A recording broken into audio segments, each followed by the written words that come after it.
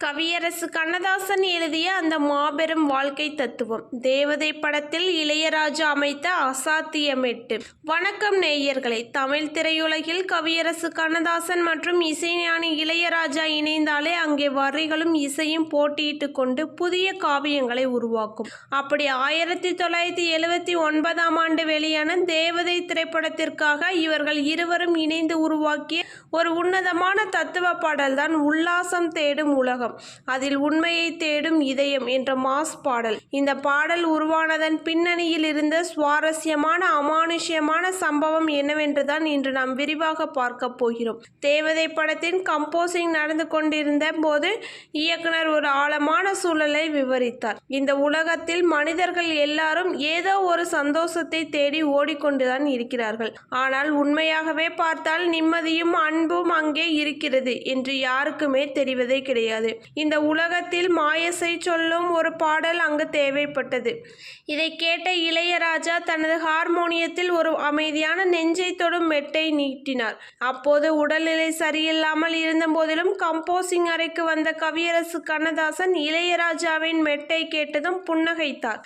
பிறகு தனது பேனாவை எடுத்து மனித சமுதாயத்திற்கு ஒரு வழிகாட்டியாக அமைந்த அந்த வரிகளை எழுதினார். அந்த வரிகள்தான் உல்லாசம் தேடும் உலகம், அதில் உண்மையை தேடும் இதயம், ஆசைகள் ஓடும் வழியிலே துன்பங்கள் தேடும் மனிதன் என்று எழுதினார். பாடலின் சரணத்தில் கண்ணதாசன் எழுதிய தத்துவம்தான் அசாத்தியமானது. பணத்தை தேடி ஓடும் மனிதன் பாசத்தை மறந்து போகிறான். நிலை இல்லாத உலகத்திலேயே நிலையான அன்பை தேட வேண்டும் என்று எழுதி முடித்தார். இந்த வரிகளை படித்து பார்த்த இளையராஜா, கண்ணதாசன் அண்ணே, உங்க வரிகள் ஒவ்வொன்றும் மனிதர்களின் கண்களை திறக்கும் மாபெரும் தத்துவம் என்று நெகிழ்ந்து பாராட்டி கூறினார். கே.ஜே. யேசுதாசனின் காந்த குரலில் இந்த பாடல் பதிவாகி வெளியாகி இன்றளவும் தமிழ் ரசிகர்களில் தேடி தேடி கேட்கப்படும் ஒரு பொக்கிஷமாக மாறியது. தமிழ் சினிமாவில் இந்த அசாத்தியமான மாஸ் பொற்கால வரலாற்று பதிவு உங்களுக்கு பிடித்திருந்தால் இந்த வீடியோவை லைக் பண்ணுங்க.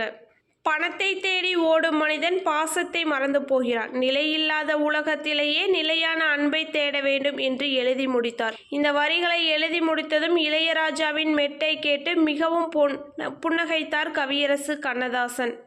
இளையராஜா தனது ஹார்மோனியத்தில் ஒரு அமைதியான நெஞ்சை தொடும் மெட்டை நீட்டினார். இந்த மெட்டை கேட்டதும் மிகவும் கம்போசிங் அறையே ரொம்ப ஆழமாகவும் அமைதியாகவும் இந்த மெட்டை அமர்ந்து ரசித்து ருசித்து கேட்டு கொண்டிருந்தனர். தமிழ் சினிமாவில் இந்த மெட்டை கேட்டு திரையரங்குகளில் வெளிவந்த போது தியேட்டரே அதிர்ந்து போனது. தமிழ் சினிமாவில் இந்த அசாத்தியமான மாஸ் பொற்கால வரலாற்று பதிவு உங்களுக்கு பிடித்திருந்தால் இந்த வீடியோவை மறக்காமல் லைக் பண்ணுங்க. அது மட்டும் இல்லாமல் நமது சேனலை மறக்காமல் சப்ஸ்கிரைப் பண்ணிக்கோங்க. தினம் சார்ந்த சினிமா சம்பந்தமான அனைத்து தகவல்களும் உங்களை தேடி வரும். நன்றி, வணக்கம்.